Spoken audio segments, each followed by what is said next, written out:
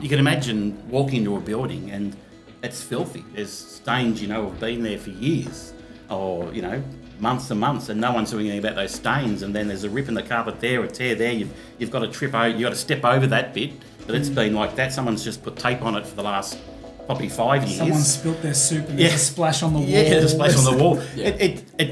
It looks grotty and it feels grotty, and it'll come out in your work. Yeah. Yeah. And that's one of the things I've learned is that in a clean, healthy environment, I see that people are a lot happier and the work looks a lot more productive.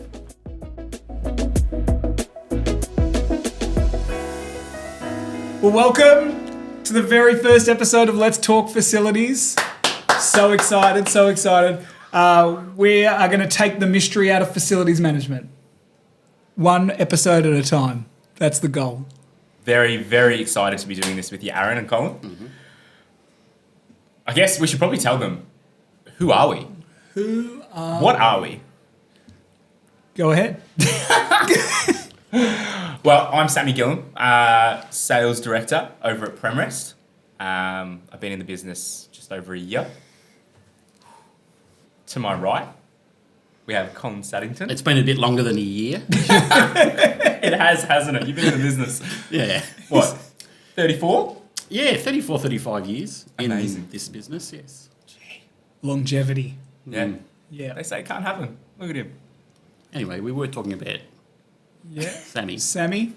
1 year. 1 year. my small little 1 Just a year. little baby. Yeah, just a little baby. Just a little baby. I feel like I've learned a lot in that 1 year. You have. You've Yeah. come a long way. Then we've got Colin, the veteran. Mm-hmm. And then we've got me. Colin's the owner of Premrest. We should say that as well. One of the owners, yes. You've had a journey to get there. One of the directors and owners. And then you got me. Look after the cleaning, all the cleaning arm of Premrest, GM of cleaning. Yeah, I was going to say, Love you're it. almost underselling yourself there. Just part of the cleaning team, GM of cleaning. Love it. And the reason we started this podcast is we're just constantly in and out of different facilities, meeting facility managers, building managers, operations managers, you name it, different people who have something to do with making facilities tick. And every day, all day, we're hearing different problems, different pain points they're having. And oftentimes, they're all the same as each other. And there's no real voice or resource hub for this in this space. In an episode, sort of, how do we bring some industry leaders to speak to things and have a resource? So we're like, why don't we just do it? 100%. Like, of course, there's, you've got your big, trade shows and, speeches and all the other big things that happen. But, some facility managers, building managers, all that kind of stuff, they're maybe going once a year, maybe going every couple of years to these sort of things. And it's such a big day that a lot of the times the things that they're hearing, they forget. So we're just trying to make it bite-sized, digestible pieces that are super relevant to them and make them feel heard, seen, and hopefully they can take away some really good information from. Yeah. And every episode we're going to have Colin Saddington come in, a special guest, a segment we're going to call That's a Colin Special. Yeah. And I guess we probably need to give a little bit of history to the name That's a Colin Special, because that gets said quite a lot. It's even on T-shirts at Premrest. Colin's a wealth of, what would you say, knowledge, experience, wisdom. Discounts, apparently, as well.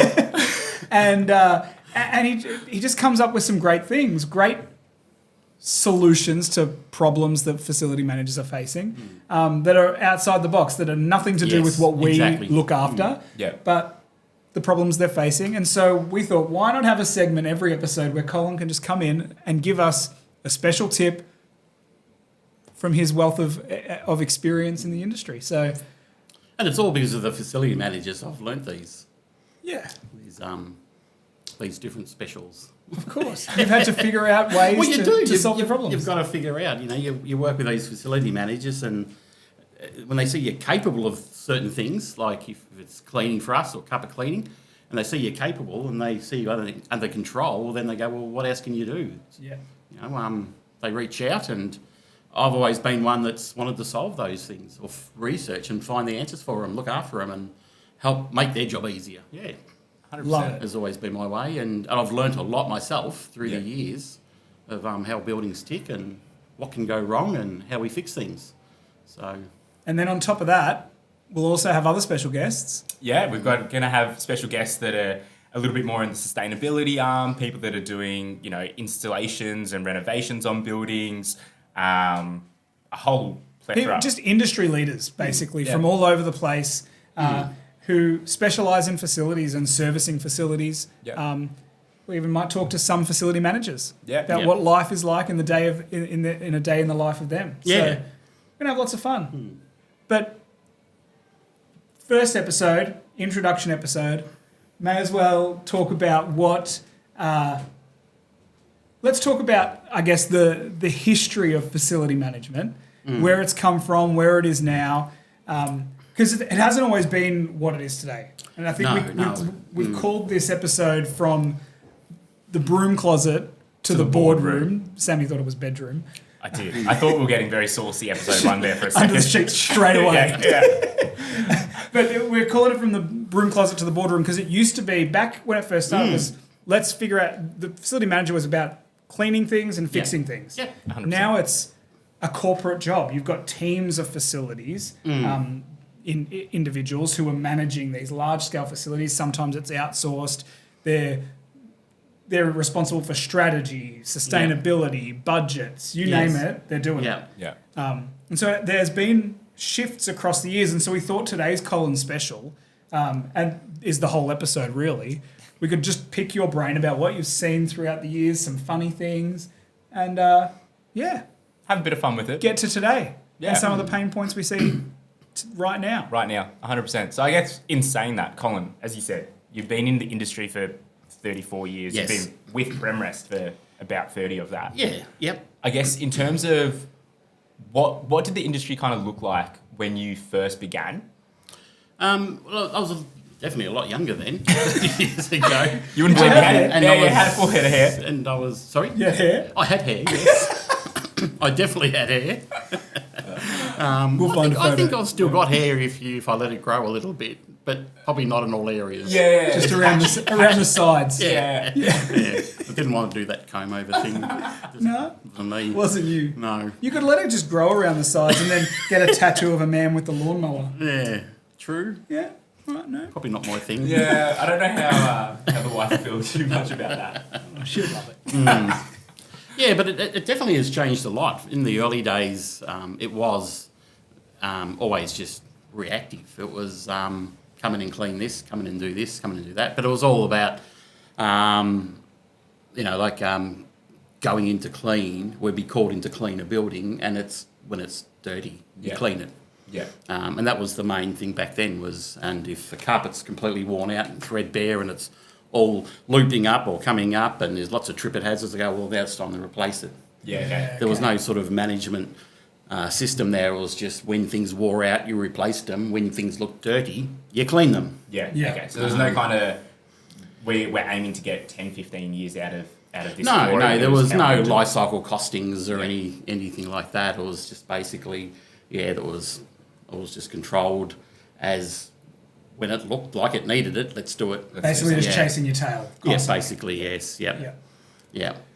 And so I guess the difference you're seeing now is that things are, you used the word reactive back then. So Yeah. now things are, you're seeing a shift to be proactive. Is that what you're saying? Yeah. I think a lot of facility managers are seeing that being proactive is making a lot more sense, especially, I think, not just in the way of keeping a building clean. Like for us, it's carpet cleaning, so it's not just keeping the building clean. It's a part of that is if a building is clean, it looks good. If it looks good, it's pleasing to the eye. Yeah. So your clients or whoever's in the building, they're looking at it, they're feeling great. Yeah. So it's a part of, it's not just, it's not about it's filthy, let's clean it. It's about keeping it clean so your clients feel great and comfortable in the space. And then that, of course, will, what would you call it? Show up in their work. Yeah. Yeah. There'll be Client more- experience is like the client, buzzword at the moment Yes. in the Yeah. industry. It's like, Yes. how do we make our clients' experience top notch? Yeah. And so that's why we saw the trend a few years ago of everyone was redoing their end of trip facilities because Yeah. that was the Yeah. in thing. But they're all trying to, how do we make the experience of our client the best so that they want to come to work and so that we'll get the most out of them while they're here at work. Yeah, 100%. exactly. And that helps to that a lot. Yeah. You can imagine walking into a building and it's filthy. There's stains, have been there for years or, months and months, and no one's doing anything about those stains. And then there's a rip in the carpet there, a tear there. You've got to you've got to step over that bit. But it's been like that. Someone's just put tape on it for the last probably 5 years. Someone spilt their soup and there's a splash on the wall. Yeah, there's a splash on the wall. Yeah. It looks grotty and it feels grotty, and it'll come out in your work. Yeah. Yeah. And that's one of the things I've learned is that in a clean, healthy environment, I see that people are a lot happier and the work looks a lot more productive. 100%. And you have to think about it as an office worker as well. You don't want to be walking in, the first thing you see is 6 coffee stains. You want to go into a pristine, fun environment because that also makes you feel proud of the place that you're And also working clean at. is healthy. Clean is, if it's clean, it's healthier. 100%. If your carpet's clean from all that grime, then the carpet breathes and the air will go through it and the air will be cleaner. Yeah. It's a lot fresher. It just makes more sense. What's the grottiest thing you've been called into in your years? Talking about grotty. Yeah, I mean, let's get down to the dirt. Rated R or just rated R? We love a bit of R. Yeah. This, ladies and gentlemen, tuck the kids in. This is for mature audiences. The worst ones have always been some hotel rooms. Oh, Yeah. I've been into after some pretty wild nights where it's too late to clean. Yeah. The carpet's got to be ripped out. really? Oh yes, well and truly. Yeah. Like from what? From What sort of bodily fluids are talking about? parties. Well, from parties. Number and- ones, number twos, number threes. Yeah, whatever. That reminds me. That was another one. I won't name which cinema, but we were called up into Tweed Heads. Up that way to do. How many cinemas are there in Tweed Heads? We might have to put a beep over that part. So You we can beat that out, Ben. Yeah, we were called Called up to a cinema Yeah, in a remote location. and it was to do with mould and unhealthy environment, and we were called. We sent a team up from Melbourne, and we spent about 2 weeks, I think, at this cinema. And there was everything from feces to urine. Everything was in it. And of course, it never cleaned properly. It all started growing mould, and it was If it's a good movie, you don't want to leave. Yeah, I No, mean, that's it's exactly- Inception. I'm not moving. If it happens, it happens. that is the concern. Too many good movies here. Yeah. That's probably one of the most disgusting. I've been involved in.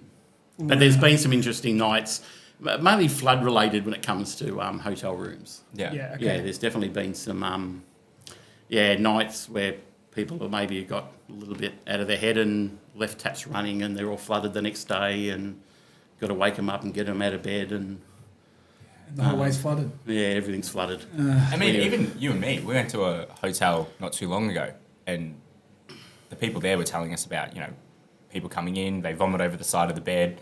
Yeah. They don't tell them about it, and the next morning at 10 a.m. when house cleaning comes to try It's and... dried. It's dried. You can see everything. Yeah. And it's very, very tough to get out, which makes... And we've even had a recent one where we had a petting zoo in the building. Beautiful. Remember Beautiful. that? Yeah, I do remember this. Yeah. Yeah, in a skyscraper. I don't know Yes. how an animal feels being 35 floors up in the sky. But when you've got a petting zoo, they're still got to go to the toilet, these animals, don't they? And They're not trained. And it causes issues. it causes issues on the carpet. And more offices are becoming pet friendly, so people are bringing their dogs in. So Well, that's something we've always dealt with one of our clients, is that there's always been several vision impaired people in the building that are working, and they've got their guide dogs with them. Of course, you've got to look after those areas differently. You're going to get the hair from the dogs in the carpet, and you might have a few accidents, pet related. Yep. So you definitely get those issues too that we're dealing with. So facility managers are really juggling lots of balls. Oh yes, they are. Yeah. Yeah. Trying to keep everything from budgets, sustainability, cleanliness. Yes. Number threes. Yeah. Number threes, everything. They're Yeah. keeping everything afloat in that juggling game. 100%. Yes. Someone was telling me a bit earlier that you had a near-death experience in a facility. Oh, yes, it's sort of a fun story now, but it wasn't at the time. So one of the buildings in the city, one of the high-rise buildings there, I was in the goods lift.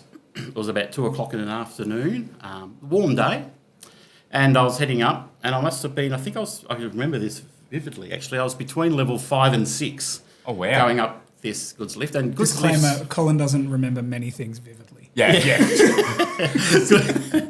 have to remind him a lot. The goods lift was really goods left lifts a are mark. quite slow. In this building, they're not the fastest.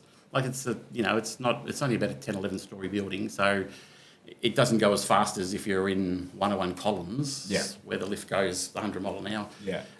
Anyway, so it was going slow, and I heard this scraping. I thought it was scraping. It sounded like there was someone scraping trees or branches against metal against the lift. Oh, wow. I thought, what's that sound? And I sort of thought maybe I should push a button.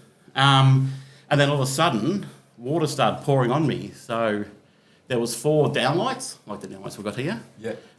Water's just started pouring through the ceiling. And I'm frantically thinking... pouring like a tap? Yes, like taps, like 4 taps. I feel like I've seen this in a Jigsaw movie. This is Saw 5. And then, so I'm pushing buttons, thinking, I've got to get out now. Something's gone wrong, but because the lifts are so slow. No.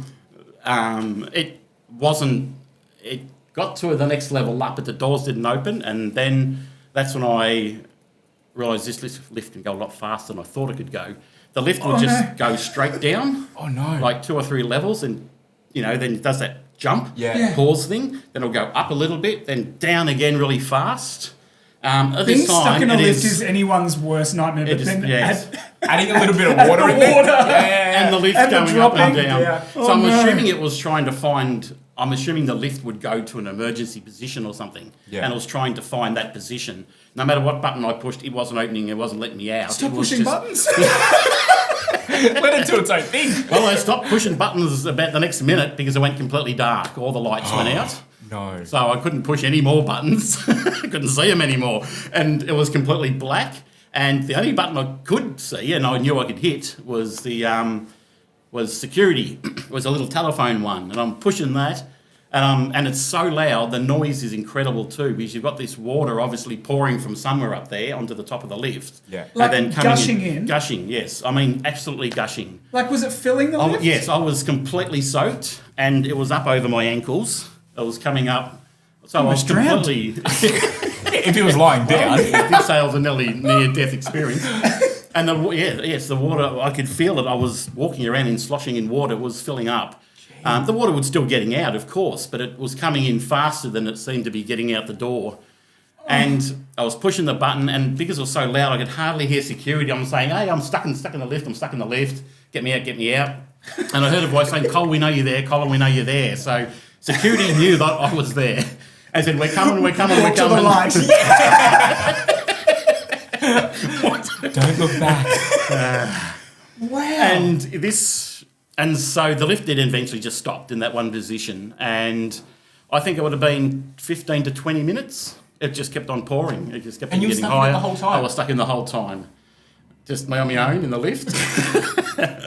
And I knew that'd eventually come. That'd take a bit for the guests to get the maintenance man there to sort something out.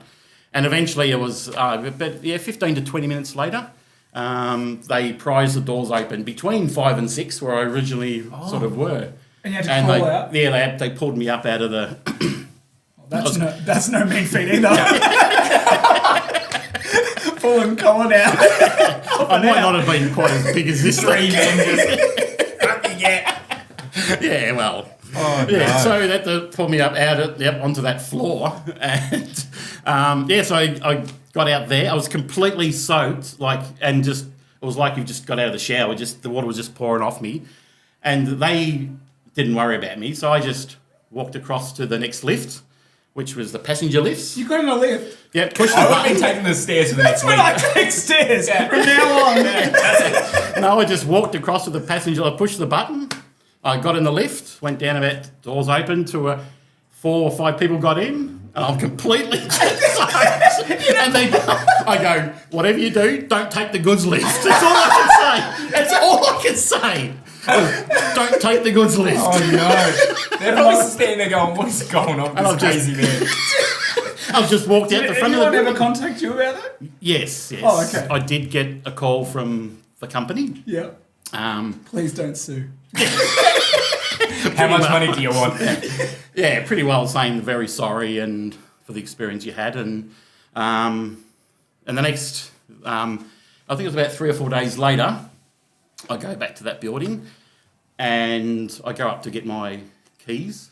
Like, you got to go to the security window, and they go, "I got your snorkel and flippers here, Cole, for you as well." So I become a bit of a joke there for a while. I did ask to see the footage because they would have had it on camera. Yeah. And they said they wouldn't let it show me. They've all seen it. All the security. So everyone else got to watch it, but you didn't. I'm starting a petition online. All the security guys saw it, and they'd all talk about it, and they'd all bring up the How flippers. long ago? Have you got your snorkel? Have you got your flippers today? Have you got everything, Cole? And and that went on for quite a while. And I always said, "Can I just see?" They said, "We're not allowed to show you the footage." We Why? cannot. Don't know. Surely now. I was never Data allowed to privacy see laws, it. I think. But I did get a letter from people high up in the company saying, "We're very sorry, and is there anything we can do for you?" I said, "No, it's fine." I learned something new about Colin every Every single day. He just brings out just a little story. Yeah. Little Colin special. Yeah, so that And was, he's good at this. Yeah. I mean, Just better- chatting away. Yeah. That's what he does, right? yeah. I thought, I'm not sure how to go. It's tech. It's I mean, talking to a mic. He's probably won't know how to do this. Yeah. Yeah. Colin's a tech specialist. What it was. But you're all right at this whole tech thing. You'll be good at doing little segments. Yeah, if we're free and easy like this, it's good. Yeah. That's why I like it.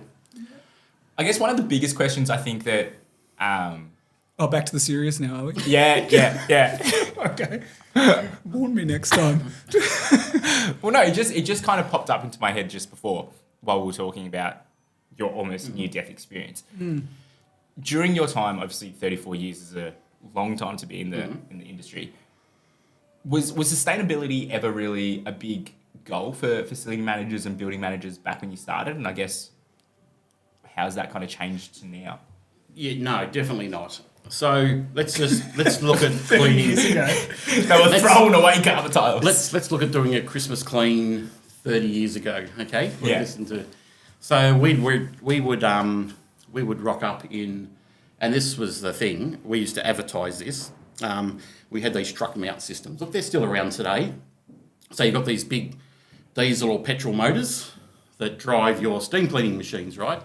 So they would come in the back of a truck, and they'd be the size of a back of a truck. And the advantage of it was that you could hook up probably 100 metres of hose, and you could run that hose all the way up the fire stairwell. Okay, And then what you would do is you'd spend a couple of hours setting up, you'd get your trucks in there, set up your hoses, a couple of hours of setting up hoses all the way up to the top level. Yeah. And then you would start your big machines up, your big petrol and diesel motors, and you would clean cupboards that way. You would then only have the one wand, everything would be in the basement, and you would start cleaning that whole floor. Then you would drop the hoses one floor, clean the next floor, and you keep dropping, and you would go through the whole building cleaning that way. And the way you would advertise it was, we've got the biggest truck, we've got the best suction, we've got the biggest... We are number one. Our suction, very big. It was all about the biggest unit, the Size most powerful matters. size mattered. Yes. I've been trying to got tell people size matters. We've got the for state-of-the-art equipment. Suction power and size. That's what we care about in the industry. Cleaning the building was all about, the biggest machine you had, the more power you could suck through these machines and get the dirt out of your carpet was way to go. Yeah. And that's how you sold carpet cleaning those days. Yeah. So And there was no you could- word about sustainability, saving water. No. I mean, even back then you'd be... It was the bigger the machine, Yeah. the more chance Okay. you had of cleaning the carpet, which goes completely against. When did you what is the start case. to see sustainability becoming a thing? Like, when did you go, this thing's not going away? I think at least 20 years ago, so probably after 10 years, I think it became more known, and it was people were more curious about it, and the environment become more of an issue. And so research was beginning on how do we clean carpets better ways without flushing miles of dirt down drains, and also running big petrol and diesel motors to get that power up there. I think, I would say within 10 years or so, 20 years ago, so 10 years into my me being in the industry, we started seeing those changes. So I started experimenting with, we actually, even back in the early days, we had a system at the same time as running these truck mount systems, which was a dry powder system that did actually advertise as a more of a greener and a better way to do the environment, but it just wasn't popular. Okay, yeah. It would do a niche little market. Yeah. It would do a few little clients that you might find in the Fitzroy and Carlton area of Melbourne that were up with, hey, we got to get this planet greener. Yeah. And they were thinking back those days, and you would do those clients with that system. Yeah. But So it was a very niche market back then. It was a very niche market, and there wasn't a big push for it. But after that 10 years, I think we did start pushing those sort of systems. Is how can we? There must be better ways of doing this than all this power and all this water. Yeah. All these chemicals, and I think that's the biggest change I've seen, is that I think now in the last probably 15 years, there's been a lot of concentration on that, a lot of concentration on, yes, now we're improving machinery, we're improving the ways we clean carpets, we've got encapsulation now that is, a lot more environmentally friendly than any other system. Yeah. That's become like 90% of our market now. Yeah. And we push for that, and we still, to this day, are still educating everyone about that. Yeah. As you would know, you meet up with the facility managers and they say, can you come and steam clean your carpet? Yeah. I mean, I have... it's not, shouldn't be the term anymore. Yeah, 100%. I've got people that I send out quotes for every single month, the exact same people, and they know it's NCAP cleaning. They know it's low moisture. But they say steam clean. They'll ring me on the phone, hey, Sammy, I need 16 floors steam cleaned. And I go... Sure. We've had this chat, but yes, I will clean the carpet. We'll clean the carpets, but we'll use better systems. 100%. And I think I'd almost say I'm actually a little bit envious of that experience there, because I came into obviously the industry and everything was already in works of, all right, how can we become a little bit more sustainable? What are we doing to achieve a green star? A lot of companies that are nationwide, like your Googles, your ANZ banks, the rest of it. International. They've got these international goals. Yeah. They've got, some of them are saying they want to be, carbon neutral by 2030, which by the time this podcast probably comes out, it's next year. It's probably in 5 years' time. So I think being able to acknowledge that, obviously there's some really big, audacious goals, but I guess, what are some simple ways that facility managers can be a little bit more green and do simple things to be a little bit more sustainable? I guess the main thing is listening to their contractors, their workers, because their contractors are out doing it, are out finding and researching like we are. Yeah. We're always researching better ways. I mean, that's my whole life in this industry has been about research, about better ways of doing things, and how can I make this work for our client, for our facility manager? How do we make it better? How do we make it more cost effective? How do we make it more, sustainable? Everything. So it's about, I guess, for them, it's about asking the contractor. Yeah. And I guess, and if it's a good contractor, the contractor would be already working on it. Yeah, and finding and sourcing suppliers or contractors. Yes, they talk about sustainability. They're talking about how they're helping the earth. Yeah, exactly. And if they're talking about it, it obviously matters to them. And so I think that's a key thing, is finding contractors that are talking about it, because then they're going to have ways to help you meet those sustainability goals. At the end of the day for your facility. Yeah, for sure. We are going to have a whole episode on sustainability. So probably shouldn't give too much away. No, this green thumb away. Yeah, put that. Yeah, that's right. Put it away right now. Dangerous. But I reckon we should wrap it up. We will, over the coming weeks, we're going to talk about sustainability. We'll talk about budgets. We'll talk about how to manage client expectations or your vendor expectations. We've got lots and lots to come. How to specialise and build in hybrid workspaces. Talking about fit outs and installations and refurbs. So we're going to talk about the lot over the coming episodes, and I'm really excited about And it. we'll have a little coal special in there. We'll have Yeah, there'll always always a be- little cold, I've always got, room. I've got lots Always of little room. coal specials Yeah. ready to go. I can't wait sure for the we next do. drowning story. And the next episode, we'll have a very special guest, an industry leader, which you will find out in the next episode. And Can't wait to find the out. next, just a little bit on the next coal special will be about smell. A smell. Oh, Smell. A smell. you shouldn't say that Aaron's smelly. He's right next to you.